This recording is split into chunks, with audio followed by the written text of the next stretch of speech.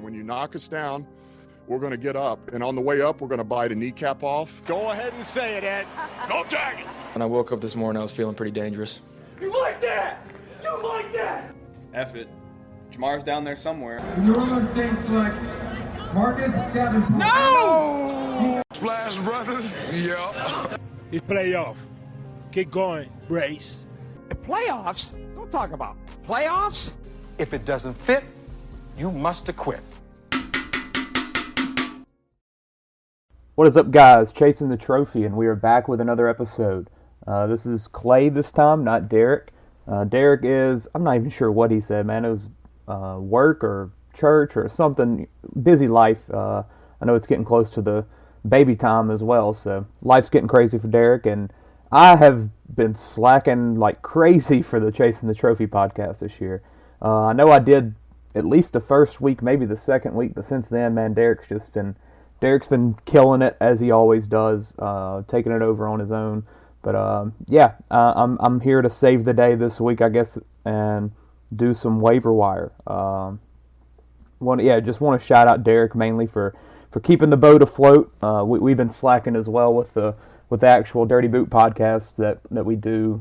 Me, Chance, and Peyton. It's just been between Chance doing football season, Peyton traveling and playing golf, and just, you know, the life gets busy in the fall, which is crazy because, like, in the summer we were doing it felt like a pretty good schedule in terms of podcasts, but then the fall comes around, and I guess just the combination of everything going on in life plus football, it just got a little much. But we're trying to get back in the swing of things. We're going to do another podcast tonight, actually, that should be up tomorrow. But yeah, I mean, it's been a good year for football. Fantasy football's been very fun. I'm doing decent. I think I'm like 4-2 in 3 leagues, 3-3 in 1, and then 2-4 in the other. So not the best, not the worst, but we're making it happen. But yeah, let's just get right into this thing. I'm not gonna try to drag it out too much. Just gonna hit the heavy names and just keep it rolling. It should be a fun one. But yeah, we're gonna start off a little prayer list that Derek's left for us. I don't know these situations obviously as much as he does, but NK, I believe that's Nora Kate, Crew Tidwell, Mama T, don't know who that is. I'm sure it's someone that's in Derek's life or that he knows. Victims and relief workers of Hurricane Helene, I believe is how you said it, and then Hurricane Milton. So yeah, pray for all of them. The hurricane situation was pretty insane. I saw the Tampa Bay Rays came out today or yesterday about the Tropicana field, and that they're going to have to probably not even play in Tampa Bay this season because it's going to be that much. It's going to take that long to repair the roof and everything that got blown away, which honestly is probably a blessing in disguise. And Ty used a good analogy. He was like, Louisiana Tech baseball, after the hurricane wiped out their field, it was a blessing in disguise because from that point on, I mean, it built a new facility that was beautiful. It feels like the team has just kind of gotten a new life after that and everything. So maybe the same thing happens with Tampa Bay because Tropicana Field honestly wasn't the best of fields for most people anyway. But yeah, pray for all of them. And then yeah, we're going to get into this. Our top waiver wire additions. As always, we use ESPN, and if it's owned in the top, if you're owned by 60% or less of people, then you'll be on this list. There are some that are pretty close. I think, little spoiler, Jonathan Brooks is on here. He's at like 59%. So, I mean, there's some that I would say in a well-ran league, these guys aren't on it, or these guys aren't available, but who knows. But yeah, let's go ahead and get into this. So, let me do some injuries as well first. I know Derek likes to do that. Pulled up his favorite website, Fantasy Pros. Going to just run through and see. Derek Carr, oblique injury. He ain't going to play. They're listing him as doubtful. That's a lie. Drake May, he went and got an MRI today with his knee, so don't know what that happened. But I would expect, hopefully, nothing bad. Anthony Richardson should be back. Russell Wilson's off the injury report. Looks like he's going to start. Aaron Rodgers has an ankle, but he'll play. Will Levis, shoulder. I don't think he'll miss any time. Running backs, Joe Mixon limited. I'm sure that's just a veteran being a veteran. Aaron Jones' hip did not practice. That is a little bit concerning. And they also traded for Cam Akers yesterday, so that kind of makes you have even more doubt if you're a Jones owner. I would definitely be watching that one between Todd Chandler, Aaron Jones, Cam Akers. Like there's a loaded backfield there now. So if you're a Jones owner, maybe try to slip him in some trade talks and see if you can get more of a established and healthy running back maybe. Alvin Kamara, hand, good to go. Ramondre Stevenson doesn't practice with his foot injury that kept him out last week, but I thought he was going to play. Like, it was pretty close, I thought. And then came out of nowhere like Friday, and then it looks like maybe he might miss again. So we'll see. James Cook, his toe, he was limited in practice. I would expect him to play. That was kind of a surprise scratch on Monday night. Najee Harris, ribs injury. He should be fine.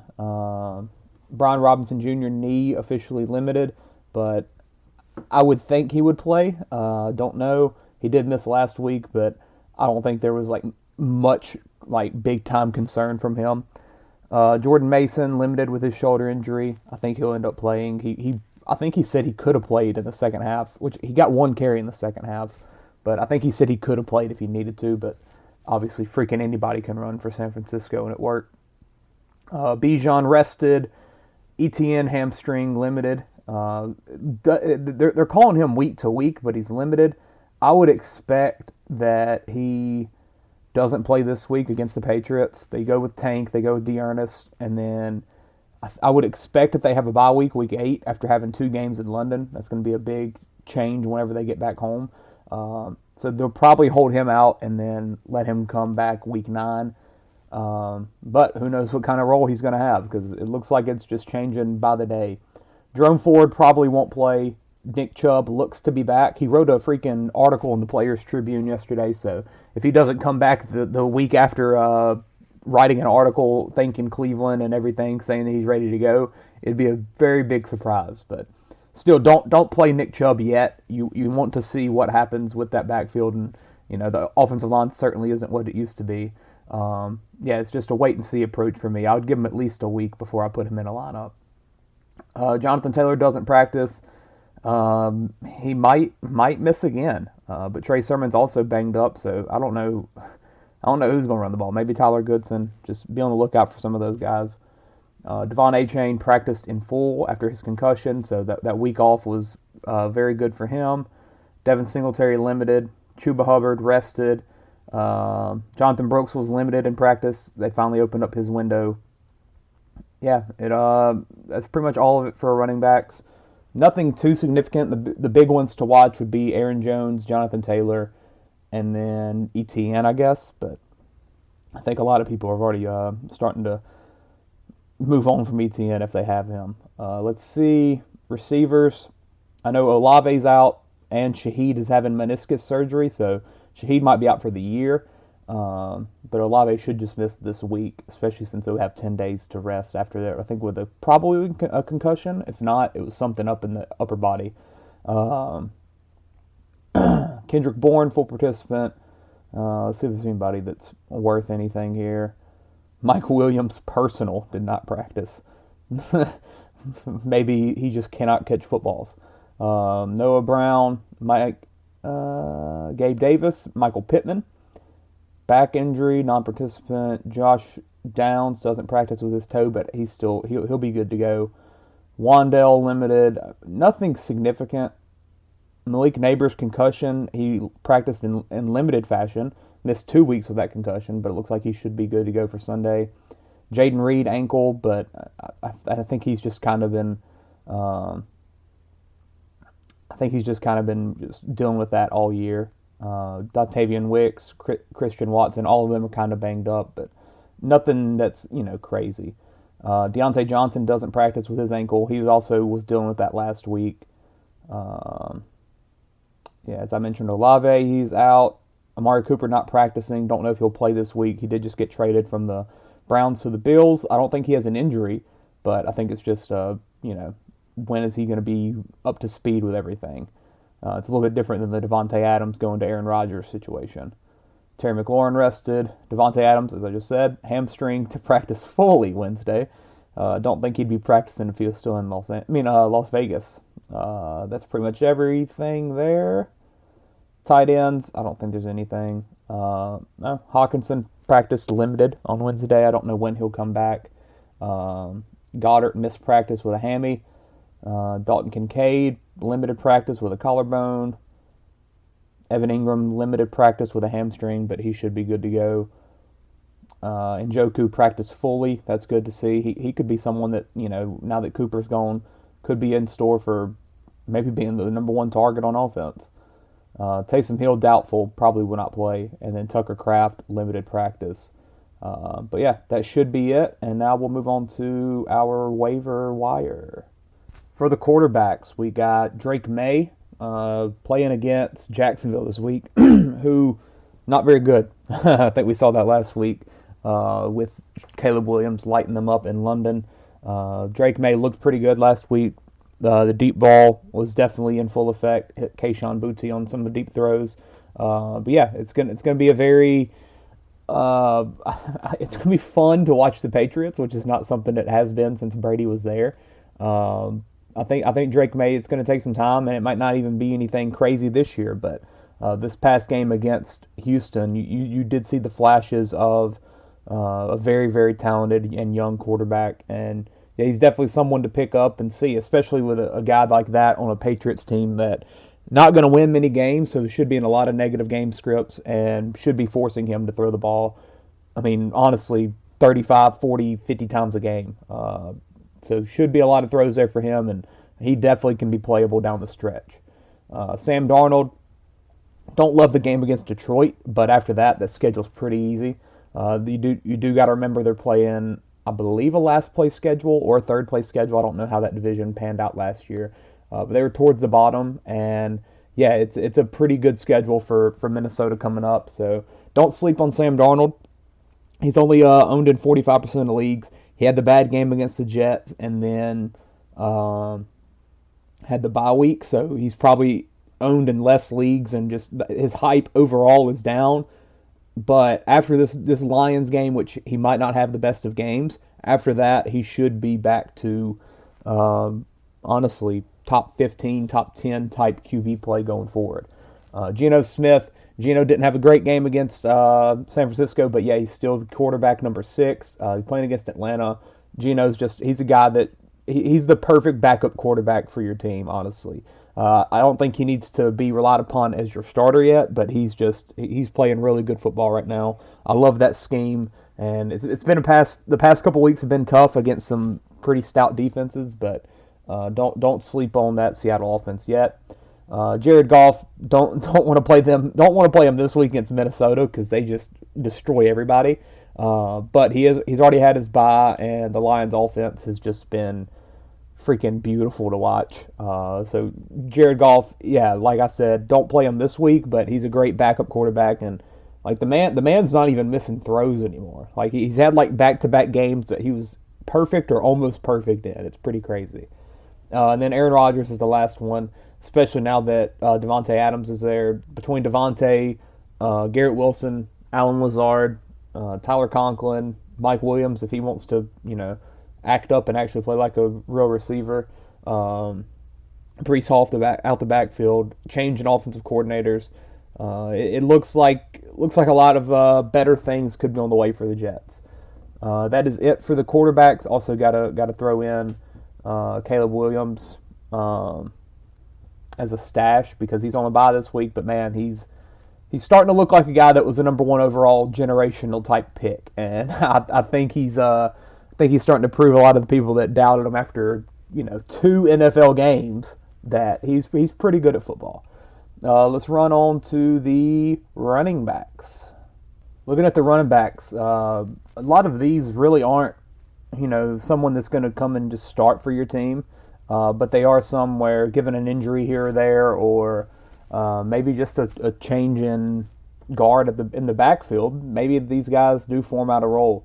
The first one being Ray Davis, just performed really well with James Cook being out, but it honestly looks like Ray Davis is going to find some way to perform in this backfield, even with James Cook coming back probably this week. It's not going to be necessarily a 50-50 split, but it could honestly be like an 80-20 where you give Cook some breather here and there, and Ray Davis goes out there and gets some performance. But anytime that Cook does go down, Ray Davis should be able to step up and give you a game, 97 yards, 55 receiving. Like, it was a very, very good performance for Ray Davis. So yeah, it's definitely a name you got to watch and you got to respect after a game like that. Tyrone Tracy's another one where I think that's a kind of a different situation where Devin Singletary has been banged up, but I think Tracy's the kind of guy where he could honestly go and and perform with Singletary healthy. Devin Singletary is a lot different than James Cook. James Cook is a highly touted running back prospect that was still young on his rookie deal. Singletary is a journeyman now. He's on his third team. Not really anything there for the future. Honestly, he might be on a 1-year deal again. If not, the Giants have no reason to commit their future to Devin Singletary, while Tyrone Tracy is this young, exciting back that is just making the most out of his opportunity. That is someone that you absolutely want to have on your team, and he's looking really good not only in the running game but in the receiving game as well. Former college receiver, converted into a running back at some point, and now he's here looking pretty good on the big stage.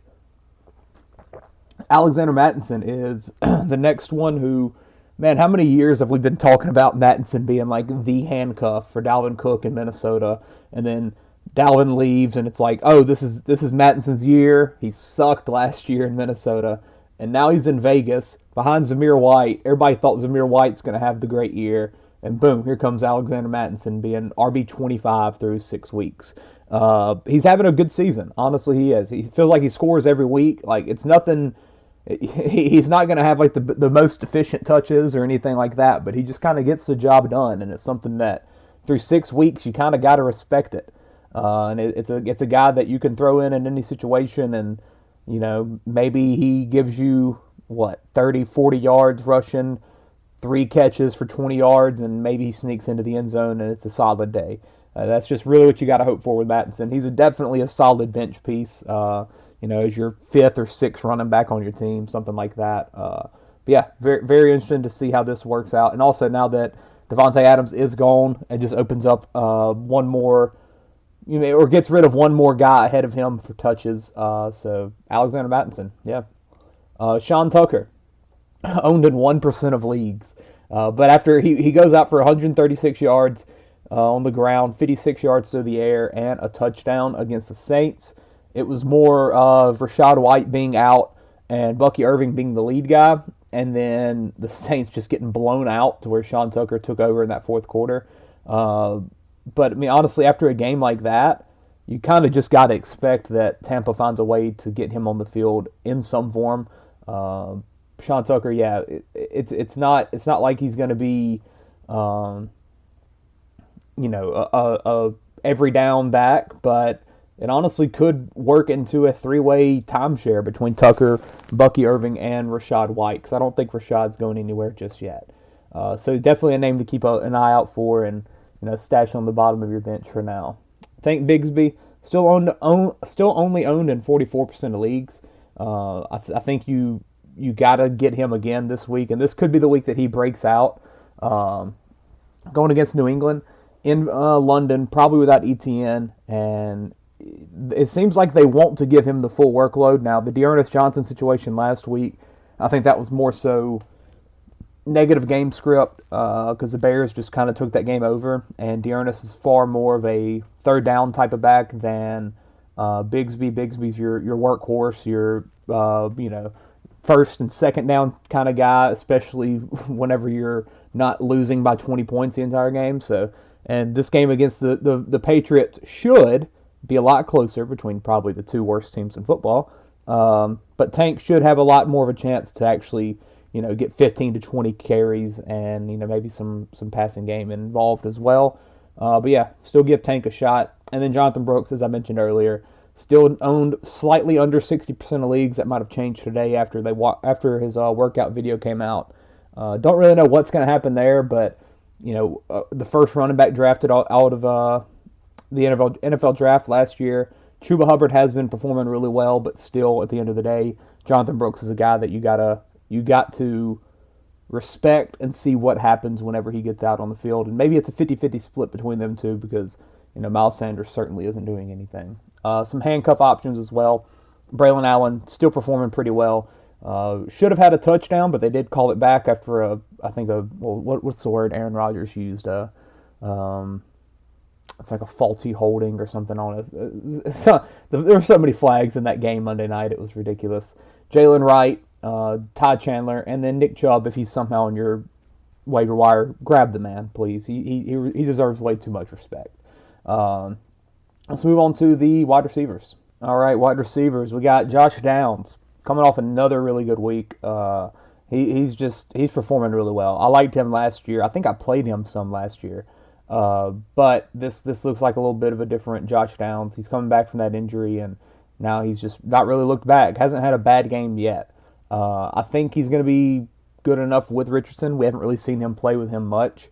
But whenever Flacco's been out there, it's been awesome to see.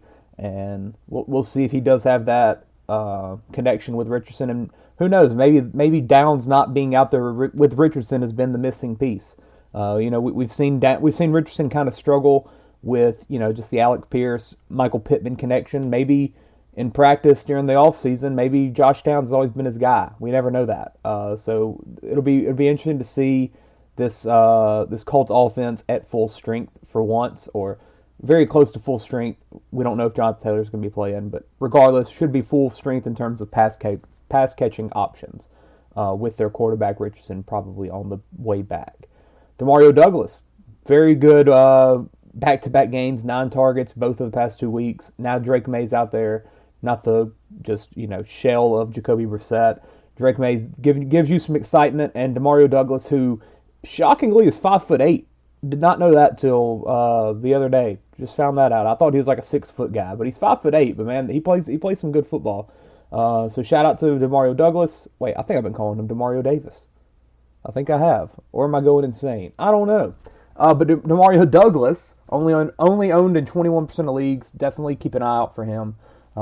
He's someone that, as you kind of got to say on these bad teams, someone has to catch the football, and it looks like he's gonna be the someone this year. Juju Smith-Schuster, I'm all in on this again. Rashee Rice is done. Hollywood Brown's done. Travis Kelce's kind of looking better, but still, Juju, I think Coach Andy Reid came out today and said he's a veteran. Him and Pat have a good connection. He just does stuff the right way, which seems like the highest freaking compliment you could ask for if you're a wide receiver on the Chiefs. Because we haven't seen Xavier Worthy make the most of his touches. Certainly not scared of Sky Moore, Justin Watson, or anybody like that. Juju very likely could be like a top 20 receiver the rest of the year. Like it honestly could be that way. So if he's, it says he's only owned in 17% of leagues. If that's still the case, man, get all over that. I added him last week during the bye weeks just because I could. Go for Juju, absolutely. Christian Watson looked like he's back. We've said that probably a million times over the past couple of years, but he did look healthy. Jordan Love's looked incredible coming off his injury. If Watson's still out there for you, maybe that's the piece of the Packers offense that you want to go for. Yeah, man, it's honestly you're just throwing darts at a board and hoping that you come out with the best with the best receiver from that receiving room, because between him, Reed, Wicks, Dobbs, even Bo Melton, man, it's a wild one there. Bub Means, how about that? Saints receiver looking like wide receiver 1 for this Thursday night game. Olave's out, Shaheed's out for a while. Bub Means looked pretty good with Spencer Rattler. Why not? I mean, this is what happens when the Saints don't freaking spend money on receivers. Taysom Hill's out as well. Yeah, it's going to be him and Cedric Wilson and Mason Tipton. So, what a game Thursday night is going to be. It's going to be fun. The last one I'm going to mention is Jerry Jeudy, who is the wide receiver 1 in Cleveland now. Now, Deshaun Watson certainly hasn't looked good. Certainly hasn't looked average. Certainly hasn't looked bad. He's been awful. It's been a rough time for Cleveland, and now that Nick Chubb is back and Amari Cooper is out, maybe you see something go the right way for Cleveland. I don't know. Change is needed there, and maybe this is the change that was needed. I saw Amari Cooper was like leading the league in drops. Maybe he was the issue. Who knows, man? But Jerry Jeudy, someone's going to have to catch the football. If Njoku's not on your team, go for Jerry Jeudy. It's worth a shot. I wouldn't try for, Elijah Moore or nothing like that. Greg Dortch could be a stash. Has an awesome connection with Kyler Murray, and it looks like Marvin Harrison could miss a week or two with his concussion or whatever the type of injury he's got. But they do play Monday nights, and maybe Harrison doesn't miss at all. But still, Greg Dortch is a name that you can watch out for and possibly be a stream this week. And then Jacoby Myers could be the wide receiver 1 now in Vegas. You still got the Trey Tucker, a couple other guys like that, are involved, but nothing crazy. But still, Jacoby Myers owned in over 60% of leagues, but maybe he's getting dropped now that, he's been ruled out for a week or two with his ankle injury. But definitely just a name to watch. And then tight ends. Colby Parkinson, coming off a bye, had 52 yards on 7 catches on 13 targets last week against Green Bay. Should be involved in the passing game. Playing Vegas, who, they're not the best of defenses, so maybe he should get out there and have a good game. But still, man, tight ends are just rough. So if you play Parkinson and it doesn't feel good, you might just have to keep going for it, just because it's just that bad for tight end play this year. Cade Otton is the next one. He got in the end zone. I mean, Baker. I don't know. Like, Baker doesn't really go for him. He goes for Godwin. He goes for Mike Evans some. But I mean, Otton, 6 targets, 2 catches, 15 yards, 1 touchdown. If you get a touchdown a game from your tight end, then you feel good. This is all just terrible. All these tight ends are bad. Noah Fant, I mean, he looked pretty good. 6 catches for 63 yards against San Francisco. Maybe he's a good option this week. And like I said, I like that Seattle offense a lot overall. Zach Ertz playing pretty well, but still only 5 targets, 4 catches, did have 68 yards. Jaden Daniels doesn't throw the ball a ton, though. I don't think he's had 300 yards in a game, so you can't really expect a ton out of Zach Ertz or, honestly, any Washington receiving option not named Terry McLaurin. But Zach Ertz still a good option. And then Hunter Henry, you would think that he gets involved with Rookie May. Everybody knows that tight ends are a rookie quarterback's best friend, and Hunter Henry's definitely had a pretty good season so far. So this could be an option that give it a week or two to kind of gel, and then maybe they have a good friendship. That is it for our positions, and then we're going to look at some streaming defenses. Buffalo versus Tennessee. This was my number 1 as well. I went for it as much as I could on the waivers this week. Buffalo is the defense I am definitely going for. They looked pretty good against the Jets, honestly. I mean, they played about as well as they could. Secondary's limited, yeah, but they played fine. And I think against Tennessee, that's definitely the option you want to go for. The Chargers against the Cardinals, like I said, Marvin Harrison might be out. Chargers defense, and overall the Chargers just game plan is fantasy defense friendly because they're going to run the ball, try to play a slow game, everything like that. And then Cincinnati defense, who hasn't been very good at all this year, but they are playing Cleveland without Amari Cooper, possibly with a limited Nick Chubb. It's worth a shot. Honestly, anybody playing against Cleveland this year, you can go for it. And then kickers. Chase McLaughlin, been my kicker all year. He has not missed a kick this year. After week 1, in all of my leagues, I went and picked up Chase McLaughlin. It's been worth a while. He's the number 6 kicker. Yeah, I mean, it's a guy going against Baltimore this week on Monday night. That is the clay game right there. Baker Mayfield versus Lamar Jackson. I'm going to be at the top of the world. But yeah, go for Chase McLaughlin. And, going against the Baltimore defense, Baker might struggle a little bit to get into the end zone, but maybe he gets him past the 40-yard line. McLaughlin gets some big kicks. Will Richard, Minnesota versus Detroit. Number 11 kicker coming off his bye. He's in the dome. Offense playing pretty well. You do think that Sam Darnold's going to bounce back from a rough game against the Jets, but maybe not get into the end zone. So that's another positive. And, young kicker, Bama kid. Go for Will Richard. And then Jason Myers, Seattle. as I've said, I love the Seattle offense. Get any type of piece that you can. I think they're going to have better days ahead. And he's at Atlanta, so he's in a dome. Should be a high-scoring affair. Should be a good time for Seattle offense. Yeah, I think that is it. I'll get a graphic out with this. I'll post the pod. Shout out to Derek for keeping all this going. Looks like I'm getting in right around 30 minutes, something like that. And then, go shout out to everybody that's making this happen. All our sponsors, Big Reed BBQ, Crown Detailing, Mimi's Children's Boutique. Make all that. Go check all them out. They're having awesome sales, new barbecue sauce flavors. Just check everything out. Thanks for listening. Subscribe, download, like, whatever. You know how it goes. We've been at this for a while. Everybody knows the deal. But yeah, that is it for this one. I am out. This ain't how it's supposed to be. It should be just you and me.